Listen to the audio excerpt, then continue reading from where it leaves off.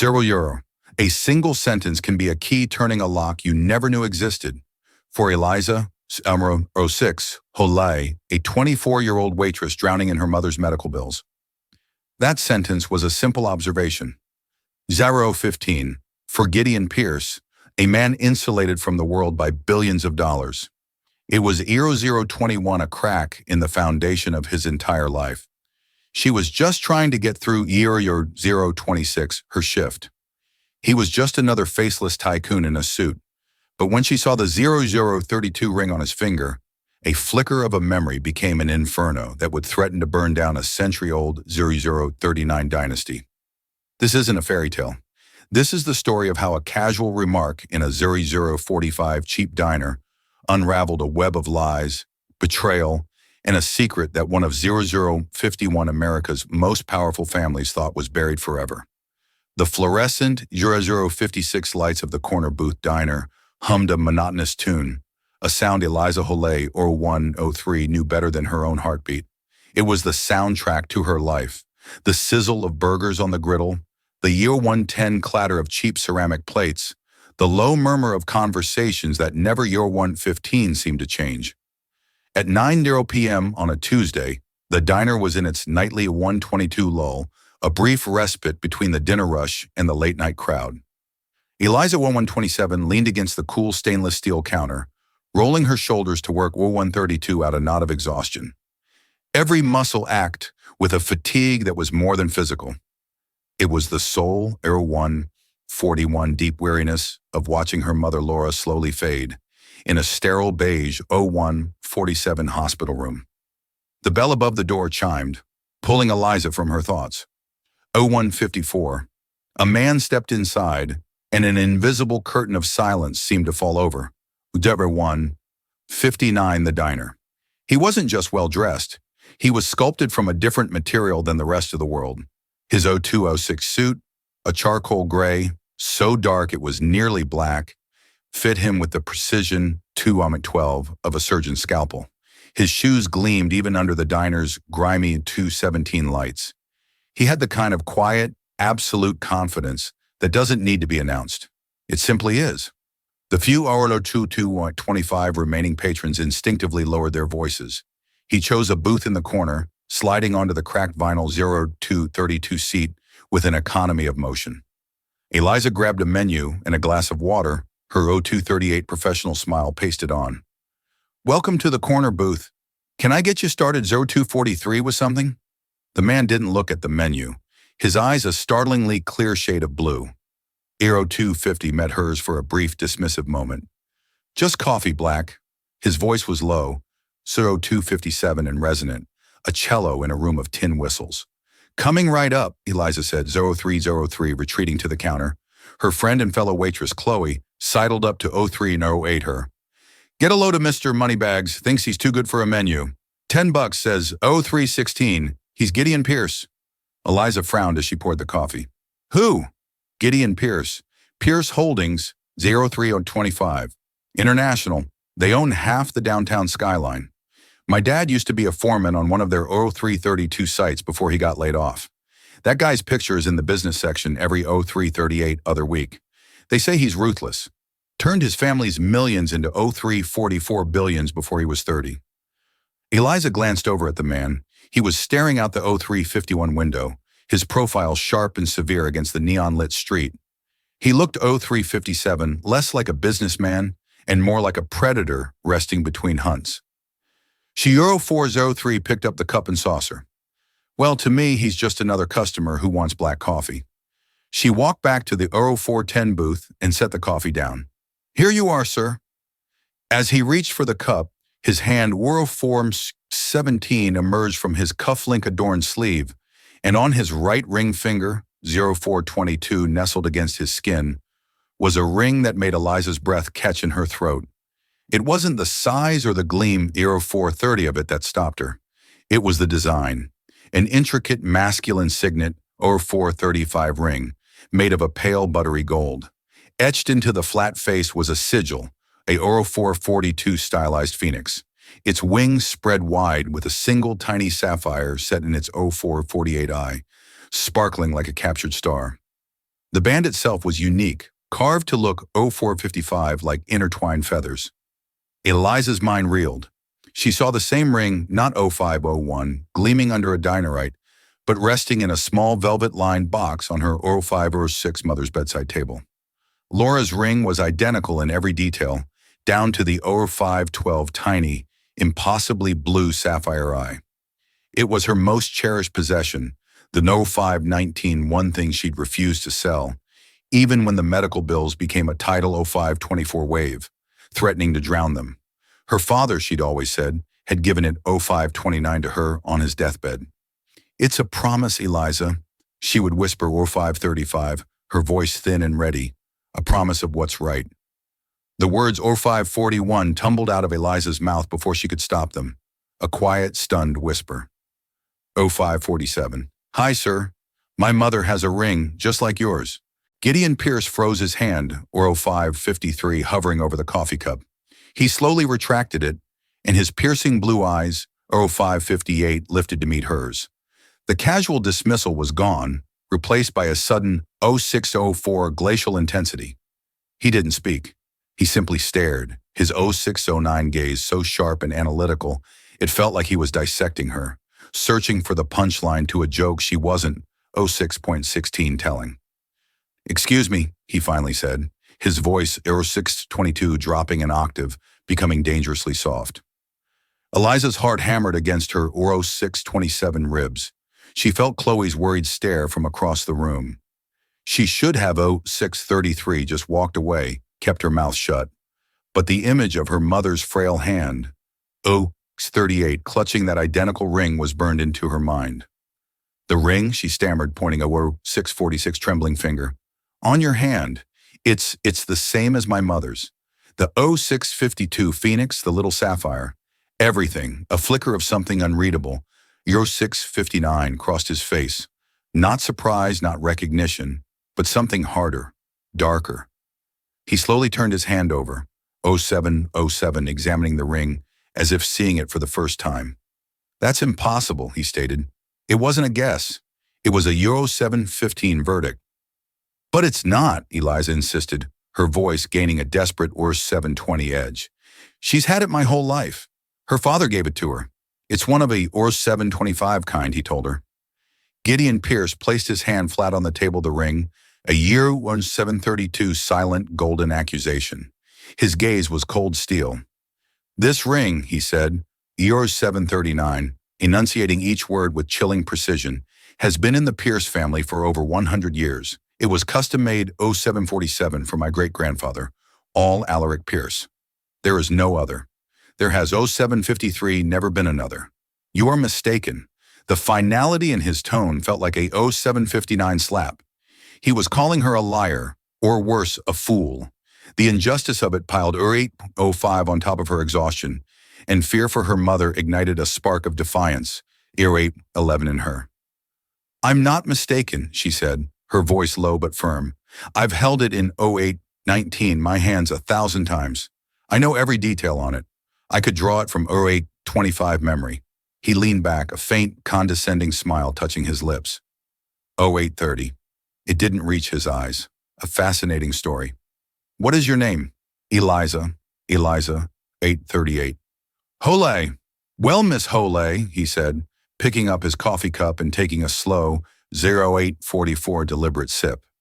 "Your mother is either a liar or a thief, because the only way we're 0850 she has a ring like this is if it's the one that was stolen from my family 0855 years ago." He set the cup down with a soft click. The sound echoed in the 0902 sudden silence of Eliza's world. Stolen. The word hung in the air, thick and 09-8 poisonous. Her mother, the gentlest, most honest person she knew, a thief. Chaturtina 9-14. The accusation was so absurd, so vile, it was like being told the sun rose in 0920 the West.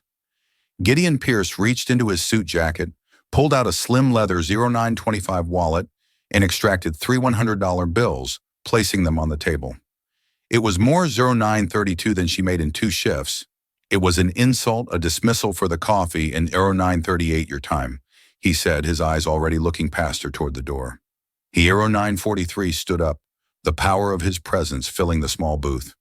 He was already gone, moving on, leaving her in the 0950 wreckage of his words. As he walked toward the exit, Eliza found her voice. 0956. She's not a thief. He paused at the door, his back to her. He didn't turn 10:02 around, but his voice carried clearly across the quiet diner. 10:07, then prove it. The bell chimed again, and he was gone, leaving Eliza standing 10:13 in the middle of the corner booth, her heart pounding, the hum of the lights now sounding like a scream. The three 1020 crisp bills on the table felt like blood money. She hadn't just served coffee to 1026, a billionaire. She had stumbled into a story, his story, and in doing so, she 1032 realized with a cold dread she may have just destroyed her own.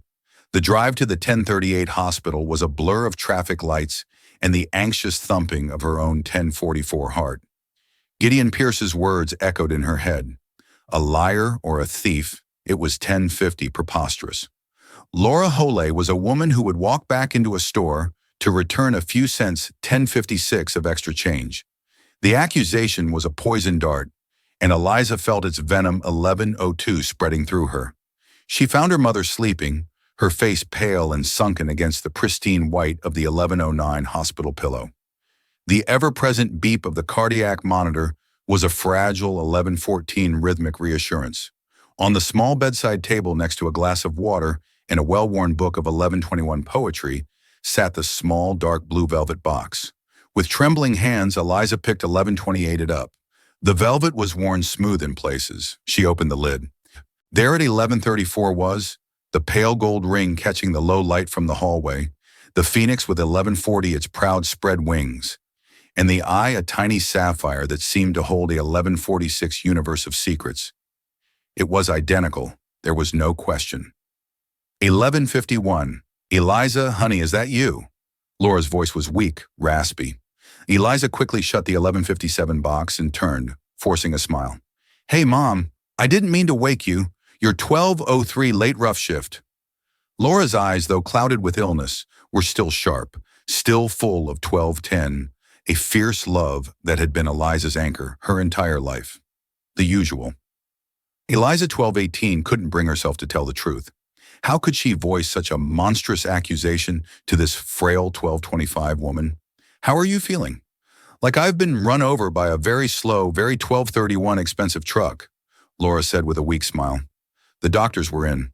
More talk 1238 of options. It all sounds the same. She shifted in the bed, wincing, and her 1244 eyes fell on the box in Eliza's hand. Her expression changed. The weariness 1250 was replaced by a familiar, guarded look. You were looking at the ring. 1257. Eliza hesitated. I was just thinking about it about Dad. 1305, Laura's hand, thin and crisscrossed with blue veins, reached out and she patted 1310, the mattress beside her. Eliza sat down. Your grandfather, Laura corrected 1315 gently, as she always did. It was my father who gave it to me. Not 1321, yours. Eliza's father had been a good man, a mechanic who died in a workshop accident 1328 when she was 10, leaving behind nothing but debts and happy memories. The ring 1334 predated him. Right, Granddad, Eliza said, her mind racing. Mom, tell me 1341 about him again. About the ring?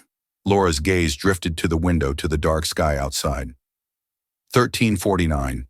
There's not much to tell that you haven't heard. My father Owen was a quiet man, a brilliant man, an engineer. 1357, he worked for a big corporation back east. He said the ring was payment for a 1402 promise, a promise that was broken by powerful men. What kind of promise? 1408.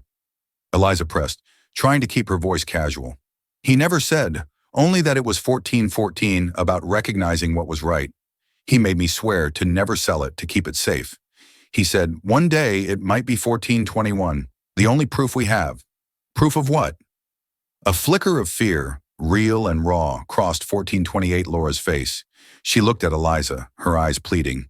Leave it be, Eliza. It's 1433, an old story, a sad story. It has nothing to do with us anymore. Some 1439 doors are best left closed. But Mom, what if someone else has a reason to 1445 open that door? The words were out before she could stop them. Laura's grip 1450 on her hand tightened. What do you mean? What happened?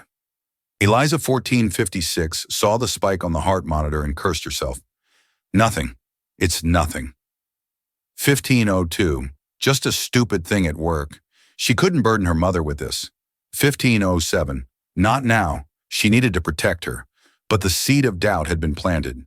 A 1514 promise that was broken by powerful men. Who were they? And what did any of it 1520 have to do with Gideon Pierce? 1527. Miles away in a penthouse apartment that seemed to float above the city. Gideon 1532. Pierce stood before a floor-to-ceiling window. The city lights spread out below 1538, him like a carpet of scattered diamonds. He held a glass of scotch, the amber 1544 liquid untouched. He hadn't been able to shake the encounter at the diner. The 1549 girl, Eliza Holay, her wide, honest eyes, her absolute certainty. My mother, 1556, has a ring just like yours. It was ludicrous. And yet he walked over to a 1603 heavy mahogany desk and switched on a green-shaded lamp. From a locked drawer 1609, he retrieved a leather-bound folio, the Pierce Family Archives. It was a curated 1615 sanitized history, of course, but it was all he had. He opened it to the section 1621 on family heirlooms. There on a yellowed page was a photograph of the ring, his 1627 ring. The description was clear. The Phoenix signet commissioned in 1922 by 1635 Alaric Pierce, forged by artisan Michel Dubois of Paris. Unique design, 1642 symbol of the Pierce family's rebirth from the ashes of the 1921 financial 1648 panic. Sole ownership passed down to the male heir of each generation. His father, 1654, had given him the ring on his 21st birthday. It represents our resilience, Gideon, he'd said, his 1702 voice thick with pride. We always rise. Never forget that. Gideon's 1707 phone buzzed on the desk. He glanced at the screen. Genevieve Adler, in a 1713 answered. Adler, you're still up, came a crisp, non-nonsense voice. Genevieve Adler was more 1721 than his lawyer. She was his fixer, the executive of his will, and the keeper of his secrets. Something has come up, 1729, Gideon said, his voice tight. I need you to run a background check, 1734, discreetly. Another hostile takeover. A person. Her 1740 name is Eliza Holay. She works at a diner on 6th Street called the Corner's 1745 Booth. Her mother's name is Laura Holay. I want to know everything. Financials, 1752 family, history, where they came from, who their people were, everything.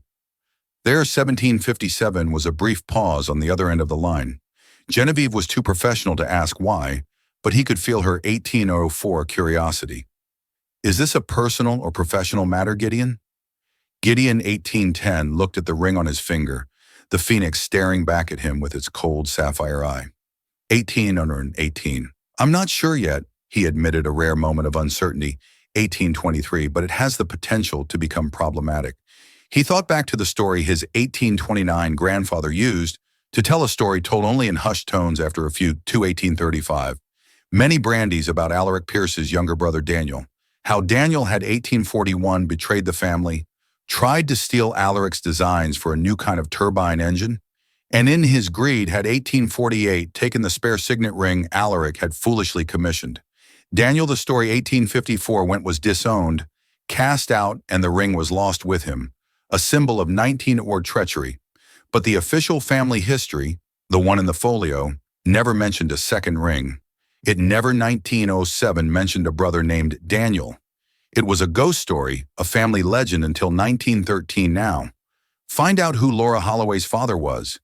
Gideon commanded his voice. 1920, hardening again, the moment of uncertainty passing. I want his name. I 1926 want to know what he did for a living, and I want to know if he ever, for any 1931 reason, crossed paths with my family. He hung up the phone. The waitress had said 1937 her grandfather gave her mother the ring. A quiet engineer, 1942 broken promises, powerful men. For the first time in a very long time, Gideon, 1949. Pierce felt a sliver of something other than control. It felt like walking on 1954 thin ice, hearing the first faint crackle of it, giving way beneath his feet. He had told the girl to prove it. 2003, but now he realized with a grim certainty he had to do the same. He had 2008 to prove his own story was the truth. 3 days later, the name arrived in a single 2014 encrypted line of text from Genevieve Adler Owen Callaway. The name meant 2020 nothing to Gideon. He ran it through the private databases of Pierce Holdings, 2025 cross-referencing it with employee records, contractor lists, and financial dealings going back a century. Nothing. 2033. No Owen Callaway had ever worked for or with his family's company. He felt a 2039 wave of relief, quickly followed by suspicion. It was too clean. He was 2044 stewing in his office, a vast expanse of glass and steel on the 80th floor, when 2050 Genevieve herself appeared at his door. She was a severe woman in her 50s, 2057 always dressed in impeccably tailored suits, her gray hair pulled back in a 2102 tight shiny. She held a thin file. "You're not going to like this," she 2108 said, forgoing any greeting. She placed the file on his desk. Gideon opened it. 2114 inside were public records, a birth certificate for Laura Ann Callaway, born in Wilmington, Delaware.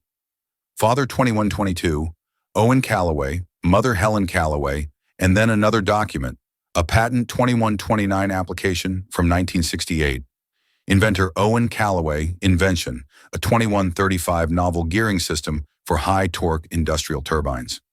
A SNE of patent 2142 none, application withdrawn. Gideon's blood ran cold. He recognized the 2148 schematic. It was a primitive but unmistakable precursor to the Pierce Mark III turbine. The very invention 2156 that had catapulted his grandfather's company from a regional player into a 2202 global powerhouse in the early 70s. The invention credited solely to his 2207 grandfather, William Pierce. The application was withdrawn on October 22nd and 13/12, 1968. Genevieve said, her voice flat. According to banking records I-2219 accessed on October 14th, 1968, Owen Callaway made a one-time cash deposit of $2226, $50,000 into his savings account, a significant sum for an engineer at the 2231 time. He quit his job a week later, moved his family, and never worked in engineering again. He died of a heart 2239 attack 6 years later at the age of 42. The pieces clicked into place with 2246 sickening clarity, a non-disclosure agreement, a cash payoff, a brilliant 2253 idea bought and buried under the Pierce name. So he was bought off. Gideon said 22Y59, the words tasting like ash. My grandfather stole his invention and paid $2304 him to keep quiet. It appears that way, Genevieve confirmed. The $50,000 was likely 23 or 11 positioned as a consulting fee to keep it legal. There's no paper trail linking 2317 it directly to the patent. Of course, your grandfather was meticulous. And the 2322 ring? Gideon asked, looking at his own hand. That, Genevieve said, is where at 2328 gets strange. I found the jeweler who bought the assets of Dubois Ace of 2334 Paris. The records are ancient, but their ledgers were like your grandfather, meticulous. In 1922, 2341, Alaric Pierce commissioned 2 identical Phoenix signet rings. He paid $2346 for both. There's a note in the margin in the artisan's hand. She slid a 2352 translated copy across the desk. It read, one for the builder, one for the 2358 dreamer. May they fly together. 2 rings. The family ghost story wasn't a 2404 story. It was true. His great-uncle Daniel existed. 2409. So Callaway didn't steal the ring, Gideon murmured, thinking aloud. Daniel, 2414. Pierce, the disowned brother, must have given it to him. But why? As a thank 2420U, a token for a friend, or something more? The puzzle was no longer about a 2426 simple diner waitress. It was about the very bedrock of his family's legacy. It 2432 was built not just on resilience, but on a lie. The knowledge was a corrosive 2437 acid in his gut. He had to speak to her again. Eliza was wiping down the counter 2444 at the end of another grueling shift when the bell on the door chimed. Her 2449 heart sank. It was him. Gideon Pierce didn't enter the diner this time. He 2456 stood in the doorway, the city lights framing him like a dark halo. He was 2502, dressed more casually in dark trousers and a cashmere sweater, but he still radiated an unapproachable aura of 2510 power. M. Holloway, he said, his voice quiet. 2515, but caring. I need to speak with you. Chloe shot her a nervous look. Eliza, you don't 2522 have to. But Eliza knew she did. She untied her apron and hung it on its 2528 hook. It's okay, I'll be right back. She stepped out into the cool night air. The 2536th Street was loud with the sounds of the city, a stark contrast to the tense silence that fell between them. Your 2543 mother's father? Gideon began getting straight to the point. His name was Owen, 2548. Calloway, it wasn't a question. Eliza flinched. How did he know that? Yes, 2555. What of it? He was an engineer. In 1968, he filed a patent for a turbine gear 26.03 system. Gideon watched her face, carefully gauging her reaction. Eliza's 2608 mind went blank. She knew her grandfather was an engineer, but the details were a fog. Her mother never 2616 spoke of his work, only of his sadness. I don't know anything about that, she 2621 said honestly. I think you do. Gideon countered his voice sharp with 2627 impatience. Or your mother does. My grandfather, William Pierce, launched a 2632 turbine based on an identical design a few years later. It made my family a 2637 fortune. Calloway withdrew his patent and accepted a cash payment. This isn't 2643 about a stolen ring anymore, is it, Ms. Holey? This is about a shakedown. Is 2648 that your plan? Use this old story to leverage a payday for your mother's medical bills. The accusation was so 26.56 cynical, so cruel, it knocked the air from her lungs. Tears of pure rage and 2703 frustration sprang to her eyes. How dare you, she whispered, her voice 2709 shaking. You stand there in your 1,000 sweater looking down on us. My 2714 mother is fighting for her life. You think this is about money? This is about her honor? The honor of a man you just 2722 admitted your family probably robbed. For the first time, Gideon looked taken back. He saw not a schemer, but a 2730 daughter pushed to her breaking point. My grandfather told my mother that ring 2736 was proof. Eliza continued, her voice rising. Proof that he was wronged. He 2742 didn't take a payoff. He was threatened. Forced to sign away his life's work to 2747 protect his family from men like your grandfather.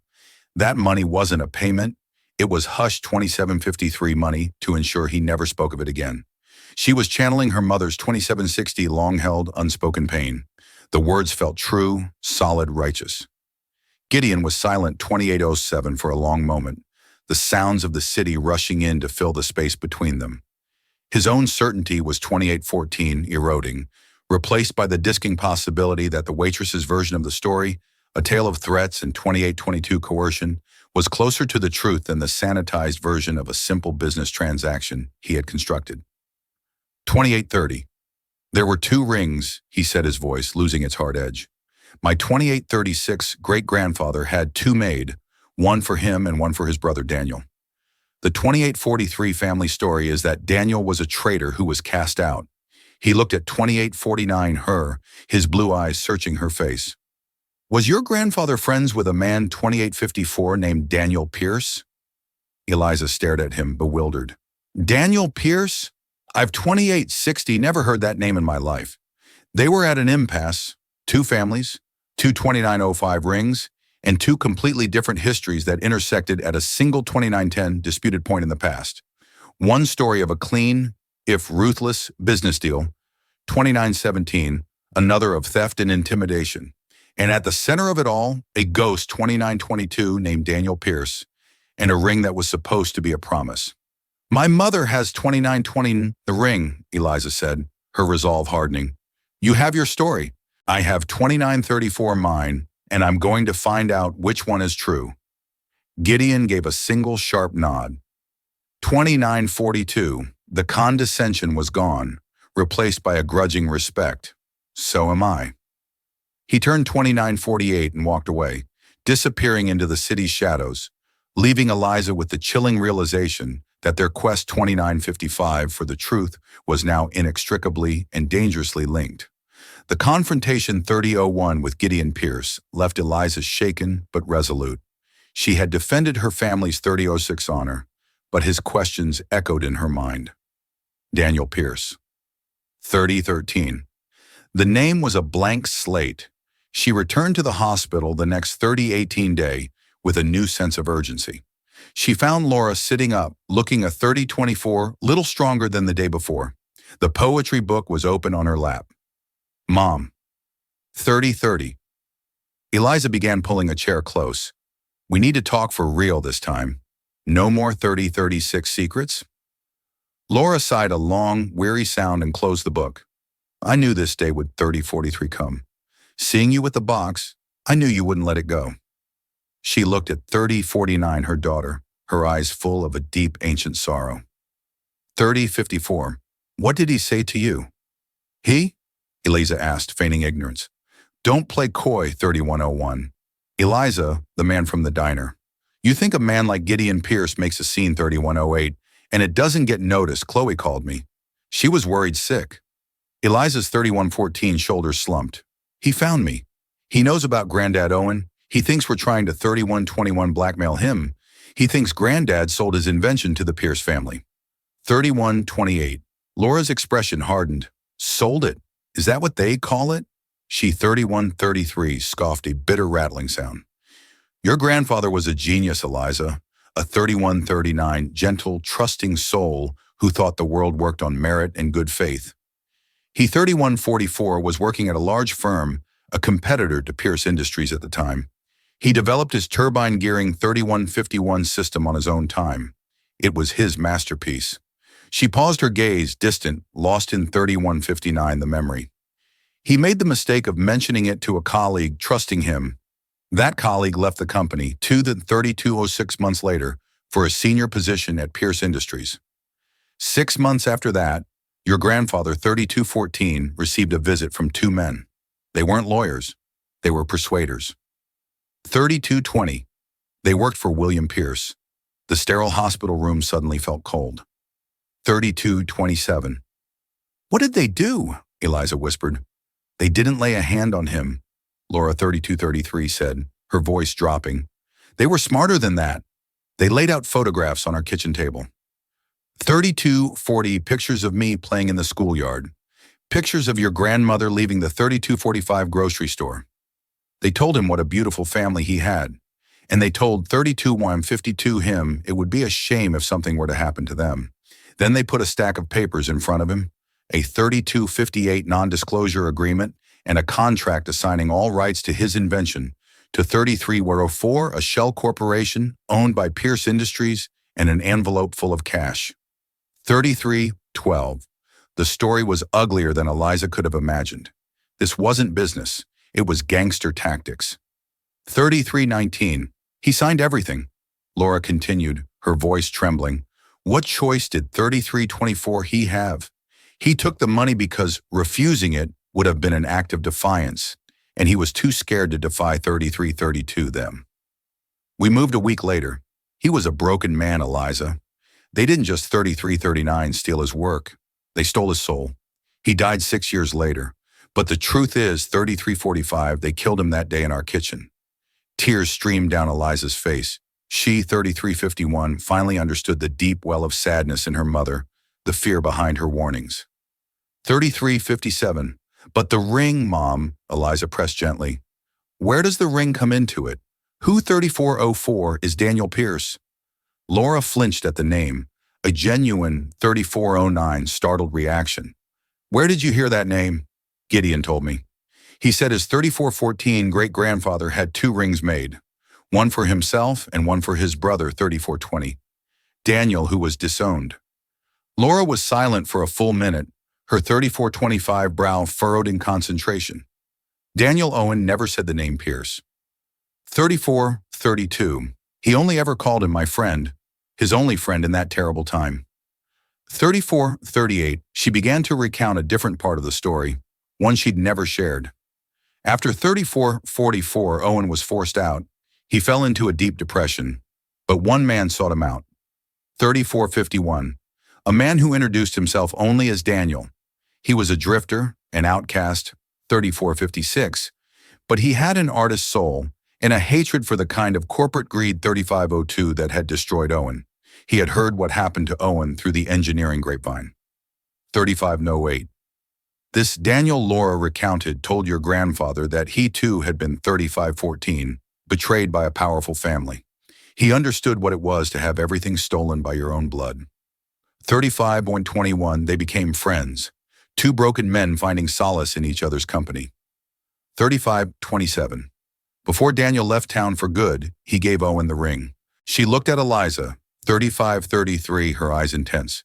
He told Owen this was meant to symbolize a shared dream. 35:39, between brothers. It was forged in hope and tainted by greed. It belongs to the 35:45 wronged, not the wrongdoer. Keep it as proof that integrity has a value that 35:51 money can't buy. One day the phoenix will rise for the right person. Owen, 35:58. Cherish that ring more than the invention itself. It was a symbol that he wasn't alone in his suffering. So 36:05. Daniel Pierce wasn't a traitor. He was another victim. And he had given the ring his own birthright to another 36:13 wrong man as an act of solidarity. The story was so much more profound, so much 36:20 more tragic than Gideon's cold family ledger. 36-26, at the same time, Gideon was in his family's ancestral home, a sprawling 3631 stone estate, an hour outside the city. He rarely came here. It felt more like a 3637 museum than a home filled with portraits of stern-faced ancestors. 3643. In the library, a room paneled in dark wood that smelled of old paper and 3648 polish. He met his cousin, Robert Pierce. Robert was a few years older, with a practiced smile and the easy 3655 charm of a man who had never worked a day in his life. He managed the family's 3701 charitable foundation, a role that required him to attend galas and cut ribbons.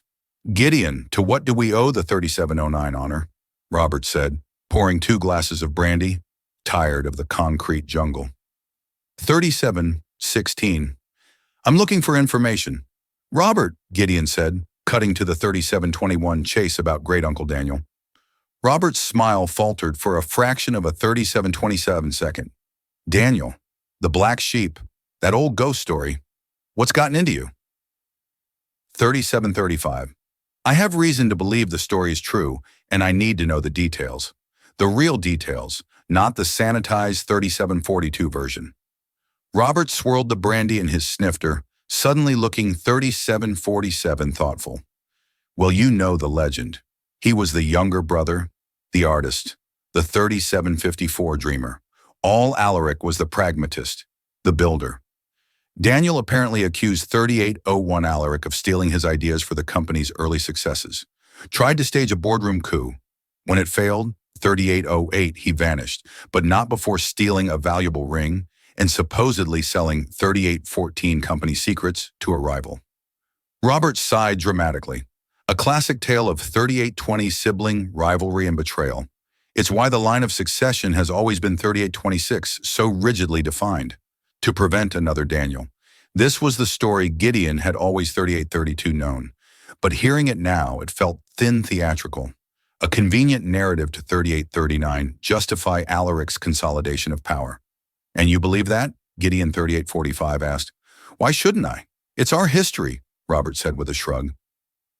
3851. It's a bit dramatic, sure, but it explains why the family closed ranks. 3856. Why Grandpa William was so aggressive in his business dealings. He was protecting the family legacy from vultures from 3903, another betrayal. He leaned forward, his voice conspiratorial. Why the sudden interest? Did one of his 3910 descendants crawl out of the woodwork looking for a handout? The question was casual, but the look in Robert's eyes, 3918, was sharp probing. Gideon felt a sudden instinctual distrust. Robert had always, 3924, seemed vapid, but perhaps that was a carefully constructed facade. 3930. It's a private matter, Gideon said, his voice clipped. Of course, of course. 3936, Robert said, leaning back, the charming smile returning. Well, if you want to, 3942, dig up old bones, be my guest. The old family papers are in the West Wing study. Gramps Williams Private, 3949 correspondence. Knock yourself out. Just don't be surprised if the ghost you find is 3955, uglier than you imagined. Gideon left Robert with his brandy and 40 hour and went to the study. The room was dusty, unused for years. He found the boxes of 4006 letters tied with faded ribbon. For hours, he sorted through them, reading his grandfather's elegant, cursive 4013 script. Most of it was business. But then he found a series of letters from 4019, the late 1960s, addressed to his grandfather's head of security. The 4024 content made him feel ill. There were updates on the surveillance of a man named Owen Calloway, reports on his 4031 daughter's school schedule, his wife's daily routine, and then a final chilling 4037 memo. Subject: Calloway has been neutralized. Assets secured. He is no 4042, longer a threat. Neutralized. Assets secured. Eliza Hole's story was true. 4049, it was all true. His family's fortune was built on theft and cemented with 4055 threats. The weight of the discovery was crushing. But as he continued to sift 4101 through the papers, he found something else. Something that didn't fit either his story or Eliza's. It was a single 4108 folded note separate from the letters tucked into the back of a ledger. It was in his grandfather William's 4114 handwriting, but it was frantic, almost illegible. He knows who found him. He can 4121 ruin everything. Daniel is the key, must protect the name. The note was undated, 4128. Who was he? And who was our Robert? It seemed too convenient. And what did it 4134 mean? Daniel is the key. Daniel was supposed to be a ghost, a 4140 long, vanished traitor. But this note, written decades after Daniel's 4145 disappearance, spoke of him as a present active threat. 4150, Gideon stood in the dusty, silent study, holding two conflicting testaments. In 4156, one hand, the sordid truth of his grandfather's crime against Owen Calloway. In the other, a cryptic note 4203 that suggested a deeper, more complex conspiracy was at play. The story was no 4209 longer, just about his grandfather and Eliza's. There was a third player, a hidden thread, and the name of that 4216 thread was Daniel. The discovery of his grandfather's note threw Gideon into a 4222 state of focused obsession. He knows RH found him. Daniel is the 4228 key. It was a cipher, and Gideon knew he couldn't crack it alone. The animosity 4234 between him and Eliza had melted away, replaced by the grim reality that they 4240 were the only two people with a stake in the complete truth. He found her where 4245 he knew she'd be in the hospital cafeteria, staring into a cup of coffee with the same haunted expression he saw 4252 in the mirror. He sat down opposite her, placing a thin file on the table between 4258 them. Your mother was right, he said, his voice devoid of its usual authority. 4304 filled instead with a quiet gravity about everything. The threats, the 4310 coercion. My grandfather put your family through hell. He pushed the file 4316 forward. It contained the copies of the surveillance reports on the Calloway family. 4322. This is the proof. Eliza opened the file, her hands 4327 trembling as she read the cold clinical descriptions of her mother as a little girl being watched, her face palled. She 4336 looked up at him, her eyes wide with a mixture of vindication and horror. Why 4342 are you showing me this? Because my story is falling apart, and so is yours, Gideon said. There's more 4350 to it. He told her about the note. Daniel is the key. It was written by my 4357 grandfather, William, long after your grandfather was silenced. He was scared 4403 of someone who knew the truth about Daniel.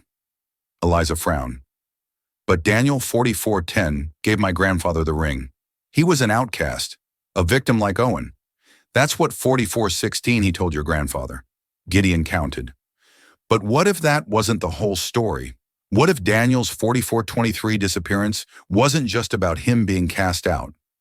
We have two stories, yours and mine, but they're both based 4430 on what we were told by people who were themselves betrayed or lying. We need a 4437 primary source, an objective truth. Where do we find that? Eliza asked, the 4444 weight of a multi-generational conspiracy settling on her shoulders. The rings 4450, Gideon said, a spark of inspiration in his eyes. They're the one constant. 4456, they're the origin point. My great-grandfather Alaric commissioned them from a Parisian artisan, Michel 45-101 Dubois. The business is gone, but I found the firm that acquired its assets 4507, and more importantly, its records, the ledgers 4512 in Paris. Eliza's heart sank. That was a world away. I had the relevant pages scanned 4520 and sent over this morning, Gideon said, tapping his phone. The high-resolution images are waiting in my 4527 office. I need another set of eyes. Your eyes. You know your ring better than 4532 anyone. An hour later, Eliza found herself in a place she could never have 4538 imagined. Gideon Pierce's office on the 80th floor. The silence was absolute. 45 on 44. The view of the city breathtaking. On a massive screen that covered one wall was 45.50, a high-resolution image of a page from an old leather-bound ledger. The script was 45.56, elegant, spidery French. A translated transcript scrolled beside it. They 4601 poured over the entry for all Alaric Pierce's 1922 commission. As Genevieve 4607 had discovered, it listed two identical rings. But as they zoomed in on the 4612 artisan's original French notes, Eliza saw something the translator had missed. 4617. The translator's note read, one for the builder, one for the dreamer. But the 4623 original French was more specific. Eliza had taken 4 years of French in high 4629 school, and while she was rusty, one phrase jumped out at her. 4637 Guardian. That's not dreamer, Eliza said slowly, 4643 pointing at the screen. Guardian Deem. It means guardian of the soul.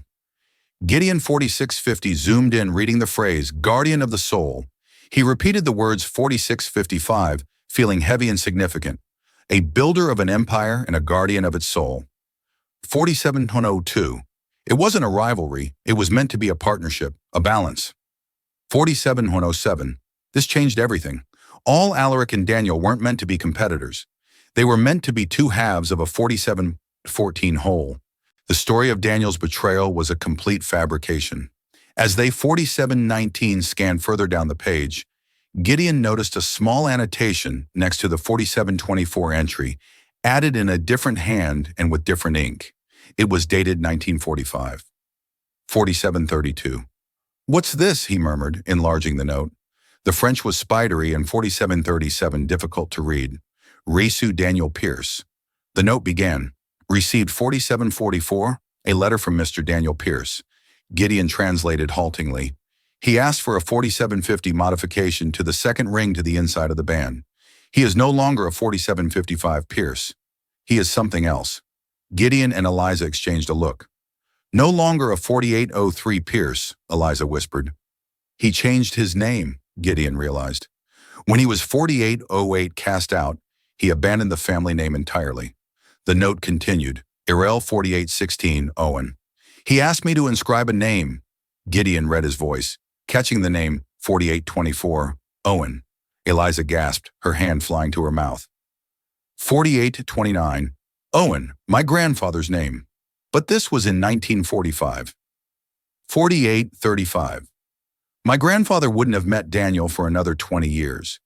It's not your grandfather's name, Gideon said, a 4842 sudden shocking realization dawning on him. He typed furiously on his keyboard, 4848 pulling up his family's genealogy records, going back further than he ever had before. His fingers flew, his mind 4856 racing. He found his great-grandfather, all Alaric Pierce, then his 4901 great-grandmother, Beatrice, and then he found her family tree. Her maiden 4907 name was Beaumont. And her father, Alaric's father-in-law, his name was 4912. Owen Beaumont, a wealthy shipping magnate who had bankrolled Alaric's early 4918 ventures, who had died in 1944. The truth hit them both like a physical 4923 blow. The inscription wasn't for Eliza's grandfather. It was a memorial. 4930. The ring, Eliza breathed, piecing it together. The ring wasn't for two 4935 brothers to share. It was for a father and son, all Alaric Pierce and his son, 4942, William, my grandfather. No, Gideon said, his eyes wide with the horrifying 4948 clarity of the truth. All Alaric didn't have a son named William in 1922. His 4954 son William was born in 1925. In 1922, Alaric Pierce had one child, a son born 5001 in 1905, his firstborn son. He clicked one last time, and a black and white 5007 photograph filled the screen. It was a formal portrait of two young men, both 5013 handsome and proud. One was clearly a young Alaric Pierce. The other, the 5020 dreamer, the guardian of the soul, was his brother. Underneath the photograph, 5025, was the caption, Alaric and Daniel Pierce, 1921. And beneath that, in the official 5032 genealogical record, was the final devastating piece of the puzzle. The 5037 entry for Daniel Pierce listed his full name, Daniel Owen Pierce. 5044, Daniel was the Owen the ring was inscribed for. It wasn't a memorial to 5049, his father-in-law. He was reclaiming his middle name, the only part of his 5055 identity his brother couldn't take from him. The twist was so profound, so 51 complete, that the room fell silent. The entire family history was a lie. Daniel 5108 wasn't the younger brother. Based on his birth year, he was the older brother. He 5113 should have been the heir. All Alaric was the younger son, the builder. And 5119, William Pierce, Gideon's grandfather, wasn't Alaric's only son. He was the 5124 second son. Daniel was all Alaric's firstborn. No, wait. Gideon looked at the birth dates again. Daniel, born 5132, 1905. William, born 1925. That couldn't be right. They weren't brothers. Alaric 5139 and Daniel were brothers. But William wasn't Daniel's brother. He was 5145, his nephew. The story they'd been chasing was wrong. The players were 5150 wrong. Eliza's grandfather hadn't met a random outcast. He had met Daniel Owen 5156. Pierce, the true disinherited heir to the Pierce fortune, and Daniel had in 52-01 given him a token of solidarity. He had given him the ring, his own ring, 5206 inscribed with his own name for safekeeping. It was a piece of evidence, 5212, a dormant claim to an empire. And William Pierce, Gideon's grandfather, 5217, hadn't just stolen an invention from Owen Calloway. He had done it to suppress a man who had been in contact 5224 with the one person on earth who could challenge his own father's and therefore his own legitimacy, his uncle Daniel 5231 Pierce. The note he knows. Ah, found him. Daniel is the key. Snapped into 5238 focus. He was Owen Calloway. R was likely Robert's father or grandfather, 5244, another part of the conspiracy. And Daniel was the key because his existence, 5250, and his connection to Calloway threatened to unravel the foundational lie upon which William Pierce's entire 52-57 life and fortune were built. They hadn't just silenced an inventor. They were 5304 silencing a witness. The truth pieced together from the artisan's ledger was 5309 more corrupt than they had ever imagined. Daniel Owen Pierce, the rightful heir, had been systematically 5317 erased from history. Gideon's grandfather, William, had silenced Owen Calloway, not over a simple invention, 5325, but to bury the foundational lie of their family's power. It became 5330 terrifyingly clear that Gideon's cousin Robert knew this dirty secret and was 5336 positioning himself to use it as a weapon in a corporate power play. There was only one place to force a reckoning, 5343, the annual Pierce Foundation Charity Gala, Robert's personal stage. For 5349 Eliza, her mother's presence was non-negotiable. This fight was no longer just about 5355 uncovering the truth. It was about delivering justice. And for that to happen, the victim's voice had to be 5402 heard. The grand ballroom glittered with false brilliance, a perfect setting for the 5408 unmasking. Robert was in his element, the charming, benevolent host. That was until he saw 5415, Gideon and Eliza cutting a path directly toward him. His practiced smile became a 5421 brittle facade. Robert Gideon began his voice low and 5427 cold, cutting through the pleasantries. The games are over. We know about Daniel 5432, Owen Pierce, the true heir. Robert scoffed, preparing a condescending 5437 dismissal. Gideon, you've clearly been listening to fairy tales from he was 5442, cut off by a woman's voice, weak but amplified by a microphone that sliced 5448 through the ballroom's polite chatter. His fairy tale cost my father his life. 5455. A hush fell over the room. All eyes turned to the entrance, where Laura Holloway sat in a wheelchair, her gaze 5502 locked on Robert with an intensity that defied her frailness. William Pierce 5509 destroyed my father because he was friends with the honorable man your family threw away, Laura declared. My 5515 father was forced to keep your secret. I will not. As gas rippled through the stunned 5522 crowd, the massive screens on stage meant to display photos of the foundation's good works flickered. Eliza 5529 held up her phone, and the damning image from the Parisian ledger filled the screens for all to see. The entry 5536 detailing the commission for 2 rings and the name to be inscribed within the second Owen. Trapped, Robert stared from 5544, Laura's accusing face, to the irrefutable proof on the screens. He was cornered by 5550, a ghost from the past and evidence set in stone. Gideon stepped forward, his 5556 voice ringing with chilling authority. My family's legacy is built on a lie. 5602, he announced to the captive audience. A lie my grandfather silenced a man to 5609 protect. And a lie my cousin, he turned, pinning Robert with a glare, planned to 5614 use for his own personal gain. The public accusation pushed Robert over 5620 the edge. His carefully constructed composure shattered into pure, unrestrained rage. You fool, Gideon! 5630, he hissed, forgetting the live microphone just inches from his mouth. I was trying to protect us. I knew the 5636 truth, and I kept it buried. You and your pathetic little waitress have ruined everything. 5643, the confession amplified for all to hear, echoed in the dead silence of the ballroom. In a single 5649 self-incriminating breath, Robert had confirmed a century of corruption, and 5654 authored his own spectacular downfall. He stood alone, exposed under the 57 glittering chandeliers, the king of a corrupt castle that had just crumbled to dust around him. The aftermath of the 5708 gala was a whirlwind of headlines and resignations. The Pierce dynasty was shaken, but in the ensuing quiet, it was 5716 being reborn, not broken. Weeks later, in a sun-drenched private hospital suite, 5723, a fragile peace had settled. Laura Holloway, looking out over a green garden, had a light in her eyes that 5730, Eliza hadn't seen in years. The weight of a lifetime of secrets had finally 5736 been lifted. Gideon Pierce entered the room quietly, no longer an untouchable 5741 tycoon, but a man humbled by the truth. He didn't offer empty apologies.